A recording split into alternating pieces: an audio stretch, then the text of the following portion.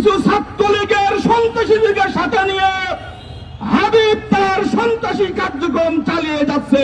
পাবনাবাসীকে সাথে নিয়ে হাবিবুর রহমান হাবিবের বিরুদ্ধে এমন কোন আন্দোলন গড়ে তুলতে পারবো আমরা, হাবিবকে আমরা পাবনা থেকে বিতাড়িত করে ছাড়বো ইনশাআল্লাহ।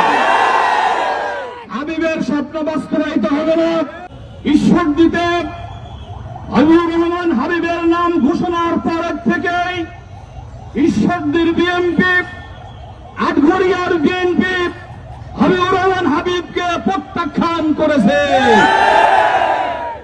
ঈশ্বরদী আটঘরিয়ার সকল জনগণ হাবিবকে প্রত্যাখ্যান করার কারণে ঈশ্বরদী আটঘরিয়ার বিএনপির নেতৃবৃন্দ স্টেটমেন্ট দিয়েছে, কিছু ছাত্রলীগের সন্ত্রাসীদেরকে সাথে নিয়ে হাবিব তার সন্ত্রাসী কার্যক্রম চালিয়ে যাচ্ছে।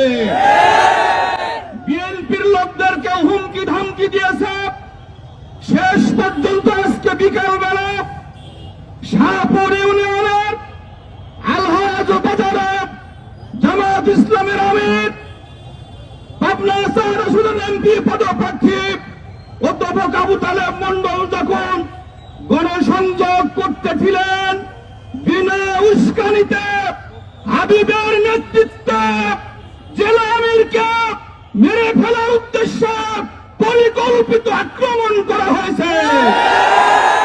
সেখানে দোকানদার ভাইয়েরা সাধারণ জনগণের সহযোগিতায়, জামাত নেতাদের সহযোগিতায় জেলা আমির প্রাণে তিনি বেঁচে গিয়েছেন।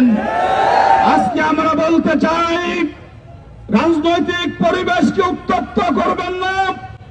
আমরা হাবিবকে বলতে চাই, পাবনার জনগণ, জামাত শিবিরের নেতা কর্মীরা পাবনাবাসীকে সাথে নিয়ে হাবিবুর রহমান হাবিবের বিরুদ্ধে এমন কোন আন্দোলন গড়ে তুলতে পারবো আমরা, হাবিবকে আমরা পাবনা থেকে বিতাড়িত করে ছাড়বো ইনশাআল্লাহ। হাবিবের স্বপ্ন বাস্তবায়িত হবে না। আমরা আজকে বলতে চাই, এই ন্যাক্কারজনক হামলার তীব্র নিন্দা এবং প্রতিবাদ জানাই।